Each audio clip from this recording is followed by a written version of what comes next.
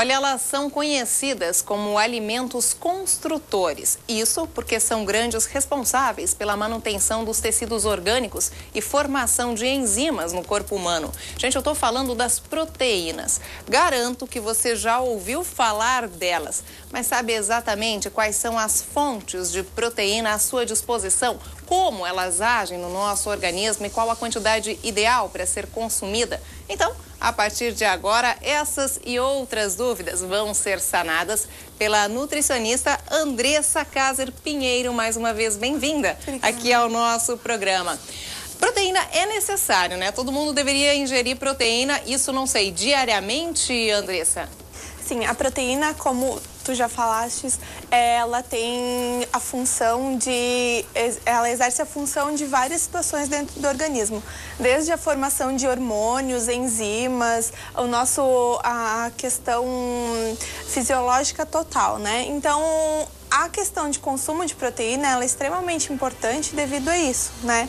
E o que muitos perguntam é a questão da proteína de origem animal e a proteína de origem vegetal. Então, porque assim, tem aquele negócio, né? Proteína, acredita-se que é somente na carne que se encontra. Não é bem isso, né? Não, na verdade... Também. Na verdade, as proteínas de origem animal, elas são as proteínas de alto valor biológico. O que quer dizer isso? São as proteínas que contêm todos os aminoácidos essenciais e não essenciais para o nosso corpo.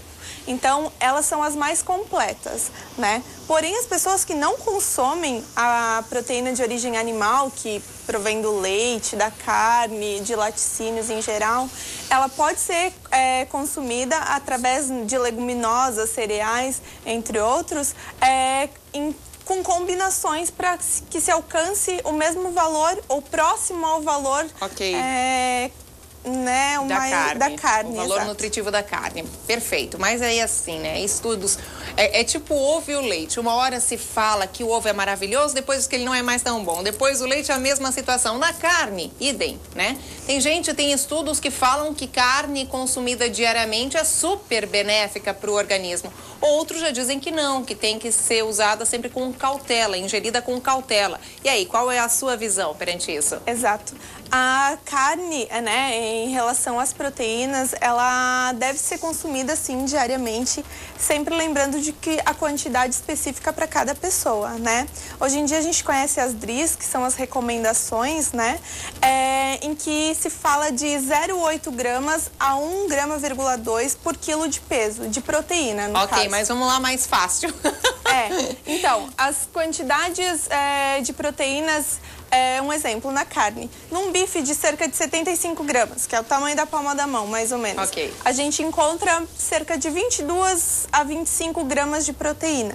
Então, assim, isso vai se levando em consideração aos outros alimentos que tu consome durante o teu dia. Seja ele iogurte, feijão, arroz, queijos, todos esses que contenham proteínas também. Tá, mas a proteína animal também é necessária para o nosso organismo, conforme você falou, então, diariamente. Exato, justamente por ela ter aminoácidos essenciais que o nosso organismo não consegue produzir. Se a pessoa não consome a carne diariamente, o que pode acontecer com ela?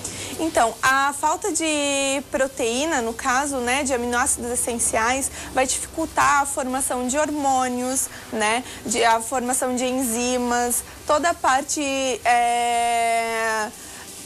a questão... Memorização. De memorização, a questão também de anticorpos, né? Então, ela vai fazer...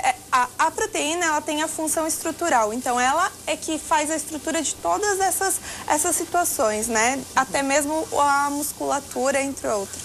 Viu? Para quem malha, faz academia, é interessante consumir proteína também, porque vai ser a proteína que vai dar aquele efeito do músculo de ficar maior, de quem gosta de ter mais massa corporal, vai conseguir aumentar através da proteína, é isso? Exato. É importante também entender que a proteína, ela tem a função estrutural, é ela que vai formar o músculo.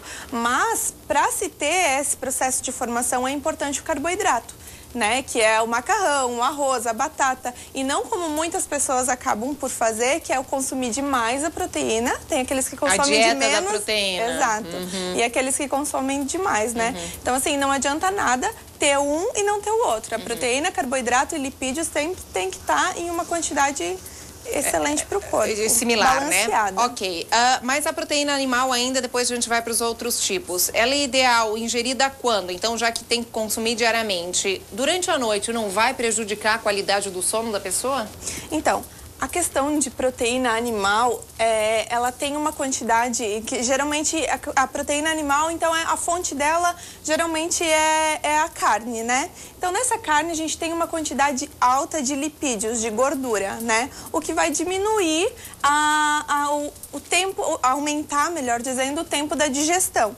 Então pode sim dificultar na parte de sono, né? Tudo mais. Por isso que é importante consumir alimentos assim mais pesados, né? No caso, até umas 8 horas da noite, mais do que isso não, porque pode sim prejudicar a questão do sono pela digestão. Perfeito, mas pode-se comer então carne à noite também? Sim. Isso pode. Sim. Daí, nas carnes, a gente tem a carne, tá aí, ó, o frango, tem a carne vermelha e tem o peixe. Todos eles têm a mesma quantidade de proteína animal ou difere? Então, depende de cada pedaço de carne, digamos assim, o peito de frango, a coxa, né? Mas todos eles vão ter os aminoácidos essenciais que são necessários. Importante colocar essa diversificação é a questão de gorduras benéficas, como se tem no peixe, da parte de ferro, como onde se encontra mais na carne bovina, que é a carne vermelha. Então, essa é a diferença. Em relação à proteína, a proteína é a mesma. Então, você indicaria o quê? Digamos, durante a semana, alternar aí, de quanto para quanto, digamos assim, mais peixe, mais frango, mais a carne vermelha, qual seria a quantidade certa? Ou consumi-las todas no mesmo dia? Não, na verdade, a questão de carne é bem bacana sincronizar que é necessário a carne vermelha, sim, como muitas pessoas acabam deixando de comer ela por haver estudos que acabam dizendo que ela não é tão benéfica assim. Uhum. Mas, como eu falei, ela é uma das principais fontes de ferro, que é extremamente importante para o nosso organismo. Então, ao meu ponto de vista, de 2 a 3 vezes por semana, numa quantidade para a pessoa, né? Geralmente, a gente utiliza a palma da mão para cada pessoa. Então, o tamanho da sua palma da mão é o tamanho da carne, é proporcional ao tamanho de carne que você dá-lhe carne. Consumir. Eu não gosto. Mas, enfim, isso vai, claro, variando de cada pessoa. Ok, mas aí, assim, tem pessoas que passam demais, fazem aquele churrasco, só gostam daquele churrasco bem passadinho. Ou aquele que sai aquele sangue, né? Nada, mal passado. E aí, a proteína vai se perdendo muito passado? E no mal passado vai ter algum problema também? Qual é o ponto certo da carne? Sim. A questão da proteína, no caso de não estar no processo de cozimento adequado, ela acaba não conseguindo ser absorvida pelo nosso organismo. Precisa, sim, de um processo de temperatura para conseguir fazer a absorção dessa proteína. No caso da carne muito passada, o que vai acontecer é a desnaturação da proteína já no momento da cocção. Então, a gente já não vai ter mais a mesma quantidade de proteína e nem os benefícios de uma carne no ponto. Uhum. Né? O que é a carne no ponto? Ela não pode nem estar berrando, né? E nem pode estar passada demais. Legal, interessante. Tem como substituir para quem não come nenhum dos 3 tipos de carne aí que a gente citou, que é o peixe, a carne vermelha, o frango? Tem como fazer a substituição? Então, essa substituição, ela não é realmente elas por elas, digamos assim, né? Tem diferencial. Por quê? Porque, como eu disse, os aminoácidos essenciais só são encontrados em origem animal. Mas quem realmente não pode comer ou não consegue comer, existe a possibilidade de fazer o consumo por leguminosas, por cereais integrais, né? A questão do arroz com feijão, 3 colheres de arroz para uma colher de feijão, que vai conseguir chegar próximo a essa proteína da carne, né? Ah, é? Interessante. E o ovo, com relação ao ovo? O ovo é uma proteína de origem animal, então ele vai ter os mesmos benefícios da carne. Ele vai alcançar, em relação à proteína, as mesmas quantidades e proporções da carne. Quem não gosta de carne pode substituir, então, tranquilamente pelo ovo. Lembrando que a clara do ovo existe uma quantidade alta de colesterol, então tem que ser também limitada, né? Na clara ou na gema? Na gema, na perdão. Gema. Perdão, na gema. Não, perfeito. E o feijão? Bom, o feijão a gente citou agora, né? Que seria interessante, então, uma colher para cada 3 de arroz? De arroz, exato. Preferindo sempre o integral, né? Exato. O arroz e integral. aí a gente consegue alcançar ainda mais a quantidade de proteínas por ser integral. E com relação ao leite, os laticínios? Eu falo isso demais, né? Iogurte, os queijos, enfim, todos os derivados. Eles também têm a mesma proporção de proteínas da carne. São os mesmos, proporção não posso dizer, mas são os mesmos aminoácidos e as mesmas proteínas que contém na carne vão conter no ovo, no iogurte, nos queijos. Não na mesma proporção, mas sim os mesmos tipos, né? Então, leite, iogurte, queijo vai ter uma quantidade um pouco menor do que a proteína da carne em si. E a proteína de soja, agora, que está tão em voga no momento, e eu, quando ela chegou aqui, eu até vou falar o que aconteceu aqui nos bastidores. Falei, não como carne, mas eu gosto daquela quinoa, que tem grãozinhos que você consegue comprar em casas naturais, coloca dentro de iogurte, de vitaminas. É verdade, substitui? Ela falou, sim, adianta bastante. É isso, né, Andressa? É a mais próxima, é o alimento mais próximo em relação a proteínas e aminoácidos dos alimentos de origem animal. É a mais próxima. A quinoa dá para fazer várias receitas, entre essas de colocar no iogurte, de colocar na vitamina. Também dá para fazer saladas, fazer ela junto com o feijão. Então, em inúmeras situações pode ser utilizada a quinoa. É a que mais se aproxima da proteína de origem animal mesmo. Tá, aí assim, Andressa, só pra gente ter um fechamento desse nosso bate-papo sobre as proteínas, que realmente então são benéficas, para uma pessoa, aquela pessoa tanto que come carne quanto a que não come carne, o que você diria? Acordou durante a manhã, qual seria o cardápio certo para ela até o final do dia? Tá, a questão sempre é balancear numa proporção de 15, 60, de 15 a 20, de 60 a 65 e de 20 a 25 de proteína, carboidrato e lipídio. Então sempre vamos lá, pensar assim. proteína seria 15%. Isso. Carboidrato? De 60 a 65 60 a e 65% e lipídio, que seria o quê? Gorduras. As gorduras benéficas, né? De 20 a 25. Pelo contrário do que se pensa, as gorduras são extremamente importantes para o nosso organismo. A gente já falou uma vez sobre isso aqui no programa, só que não aquelas saturadas, né? Exato. Isso é legal a gente colocar. Ok, então a pessoa acordou, poderia estar tomando um iogurte. Um iogurte com uma fruta e uma quinoa, de repente, ou um iogurte com uma fruta e uma aveia, né?